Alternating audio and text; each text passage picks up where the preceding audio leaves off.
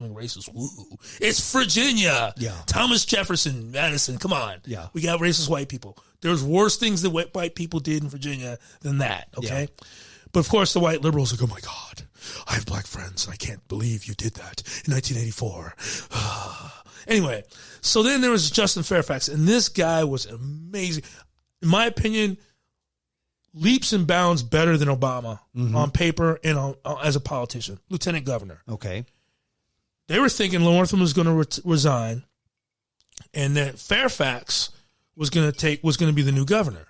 Now, I saw online, this was right after the Kavanaugh thing. Okay. I saw conservative women saying, or Trump supporting women saying, well, we're just going to start accusing Democrats of that because they did that to Kavanaugh.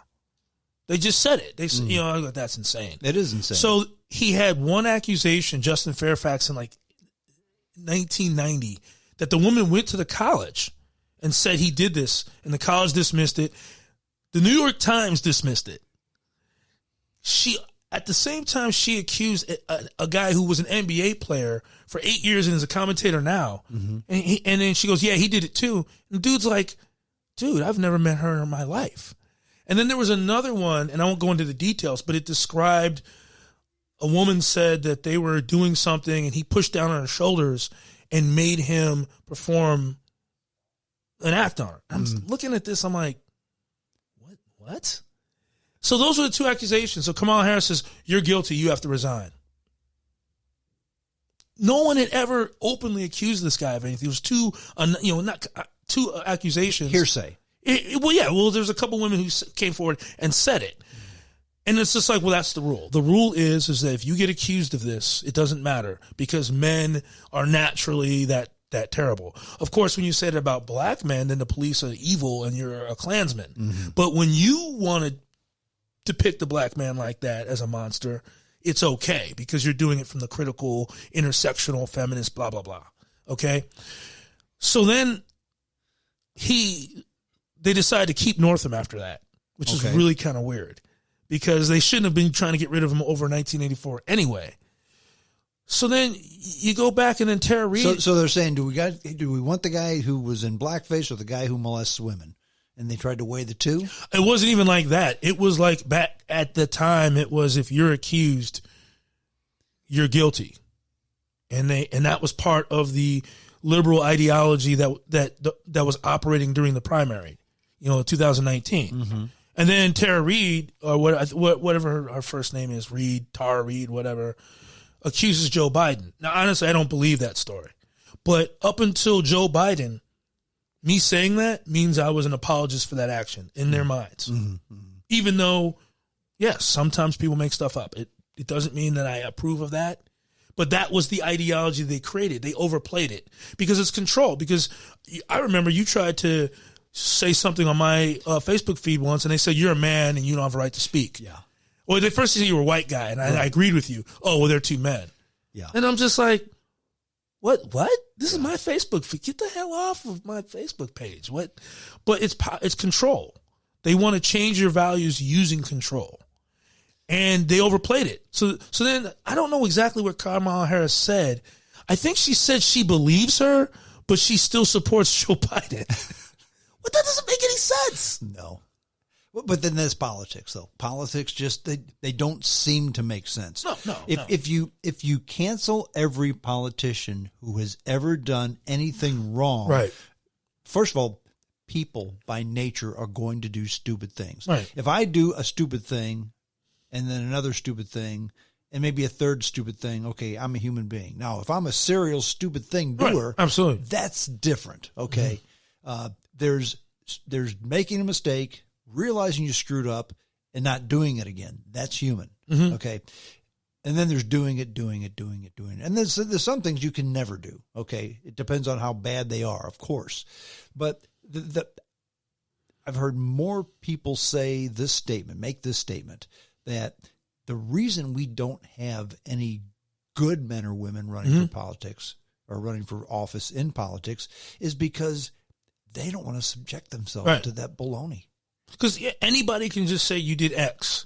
Yeah. And then it's like, you saw how they did with Amy Barrett. Like, she's got 2 black kids. What? Yeah. Why is that even okay to say? I What? don't Why? get that. What? Well, the inference is she wanted to get kids quick, so you get some kid who's not white from someplace else, so the parents can't come back and get them, and it's easier, it's cleaner. Do they have any evidence that that's why she did that? No, people just say that. That is really, really messed up. It is messed up. Maybe she loved those children and wanted to bring them into her home and treat them as her own. So what does that say about? Maybe she did that. What does that say about how you feel about black kids? Yeah. That even if you think that might be the case, and why would you say that? They're posting it online, and there are people saying, well, she has those values, she should be. I saw this one woman who, a Democrat, said because she has those values, she should just stay home and make cookies. And I'm just like, what? Yeah. Oh, well, she's a conservative. Women don't have the right to be conservatives. Both sides have, I think both sides have just completely abandoned their principles. Mm-hmm. It's now just, we don't like the other side, so whatever we can say to attack the other side is a position we have now. Well, and that's just it. It's the tribalism of the other side. Yeah. And I didn't vote for Obama either time, but when he did something good, I'd compliment him on it. And people just lost it. Oh, so now you're for Obama? I said, no, but I think he did something good here. When the whole birth certificate thing, he's obviously was born in Kenya because he won't show his birth certificate. I said, do you know why he's not showing his birth certificate? Yes, because he was born in Kenya. No. Okay. Indonesia. No. No. It's because you got steam coming out of your ears. All he has to say is, I'll do it later. And he's won. Right. That's why he did it. He made you look like a bunch of nuts. He said, no. It was a big conspiracy from day one. I said, yeah, that's right. The day he was born, they thought, you know what? When he's president, let's do this. So wait a minute. In 1961, before black people can vote, this interracial kid is going to become president. And we're going to make it look like he came from Hawaii. That's exactly right. Why would you pick Hawaii? Why wouldn't you pick Michigan? And why would you name him Barack? Wouldn't you name him like Steve? Yeah. And why would you send him to Indonesia? Wouldn't you send him to Kansas? Yeah. That's the worst conspiracy I've ever seen. Yeah. They obviously have not seen The Bourne Identity. That's not how you do it. But when I mentioned to him, no, he's messing with you. People didn't buy it. They thought, no, you've drunk the Kool-Aid. No, I haven't drunk the Kool-Aid. It's common sense. Okay, this is why he's doing it. Candidates are becoming culture. Like Obama became. It was, and honestly, the Obama supporters were pretty bad I thought for a year. They were pretty the stuff they were saying about Sarah Palin was out of control. Not all of them, but I'm just saying that people were Sarah Palin. That's that Bristol Palin's kid is Sarah Palin's kid, and weird stuff like that. Yeah. But I think that because Obama didn't really cultivate that it kind of tapered off, because there were some fanatical, I'm going to smack you if you don't like Obama, or you're a racist. That was the other side. The Obama supporters who said, if you don't like Obama, you're a racist. Yeah. And I think that started cooling off because he really just conducted himself like a president. He didn't blow smoke up he said, look, it's not going to be overnight. But I mean, if you look at the figures, this whole nonsense about the economy was terrible until Trump took over, it's not true. No, it was getting better. Now you can make the argument that if Obama had not followed the policies that he did, the recovery would have been quicker. Okay, that's Monday morning quarterback. Maybe yes, maybe no. Maybe there's no way to tell. No. There's no way to tell because he won. Exactly. And there are a lot of people that say, well, yeah, look at when he took over. It couldn't have gone anywhere but up. It could have still gone down. It could have gone down. It could have gone down. Now, the chances are it was going to go up. I'll tell you something else that I say to people, and they call me a liar. I said, look it up, research it. I say that, did you know that the stock market tends to do better in years when we have a Democratic president? Mm-hmm. And they say, no, that's not true. Yeah, it's true. It's very true. Now, Obama's first quarter percentage increase was better than Trump's. Comparatively. But the thing is, that's just a fact. Yeah. Now, you can make the point that, okay, well, that's because the Republicans set the table, the Democrats reap the benefits. Okay, That's politics. You can say that, and if you make an argument for it, okay. But you can't say it's false because it's not. That's the truth. Right. You start with the data and then you debate the data. That's correct. Debate the data. Instead of making up your own data. Like, for instance, labor force participation thing. And both sides, really the Republicans are bad.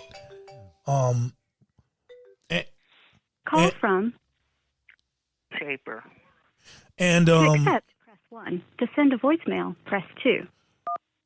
So you have a Trump who said that the growth rate under Obama didn't mean anything because the labor force participation rate was 62.7%, which he doesn't know what that means. Yeah. He said, oh, that means that's 38% unemployment. No. Okay. So guess what it was his average was? His highest that he had before this, 63.4. So what, does that mean you have 37% unemployment?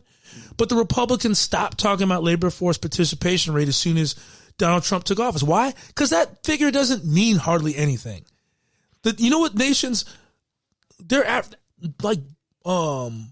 Tanzania has a way higher labor force participation rate than we do. Because if you don't eat, you will starve to death. Exactly. Yeah. Labor force participation rate doesn't mean your economy is better or worse. No, it doesn't. Because a lot of people don't work because they don't have to because we have a lucrative enough economy. That's correct. That is not a good metric. It was something they made up to attack the fact that Obama did in fact have decent numbers, his manufacturing index did increase from 90 to 104. I mean, that's a fact. It dipped a little bit in that last year, but you can't deny that. You can't deny the stock market went up 40%. You can't, in his second term. Can't deny it. Facts are facts. Joe Shaper, you're on the James Strong Show. How are you? Hi, I called in to be your first telephone guinea pig. So far it's working quite well. Can you hear the podcast, or can you hear the broadcast, I should say, without a problem on the phone? I can hear the podcast over the phone. I've turned off the speaker on the computer just like you would, with a regular radio call in. As Art Bell used to say, turn your radio off when you talk on the phone.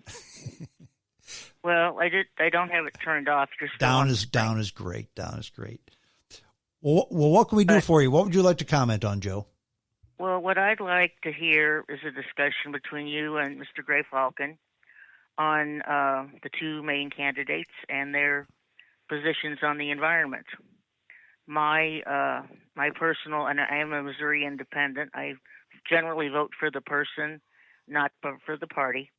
But my general opinion is Mr. Trump has pretty much had 4 years. He's pretty much defanged a lot of the environmental legislation that, even was put into place by Richard Nixon, of all people. And, we can all disagree on social issues and economic issues, but if you don't have any clean air or clean water and the river's on fire, we've got bigger issues. So, I don't have a great idea that Mr. Biden's going to do better personally, but I think he will make better selections for his cabinet and for his go-to people who actually, sit in the office all day and work on these problems. But I'd like to hear you guys talk about that. Well, would you like to stay on the line and share in that discussion? Sure. Okay. Well, good. Then we'll do that. I will say one thing, James and Joe. I've always called myself a independent conservative. Okay. And by that, I mean, I basically have conservative values. Once upon a time, I may have said that I'm a fiscal conservative and a social liberal, but I think that what's acceptable socially now has come pretty far left. So I'd say that I'm not a social liberal. I'm a social centrist. Let's just say that. But I will say one thing that piqued my interest when Trump allowed all the new drilling or oil exploration up in the, where is it, Joe? Northern Alaska. It's the Tongass National Refuge. Thank you. National Forest. Thank you. I knew you would know. But I'm thinking, okay, why would you even consider drilling up there? In fact, the numbers today, I mean, not that there's not oil there, because I'm sure there is. Not that you couldn't take it out. I'm sure you can. But WTI today closed somewhere around $37 a barrel. there's too much oil in the world Yes, right now. right. Okay.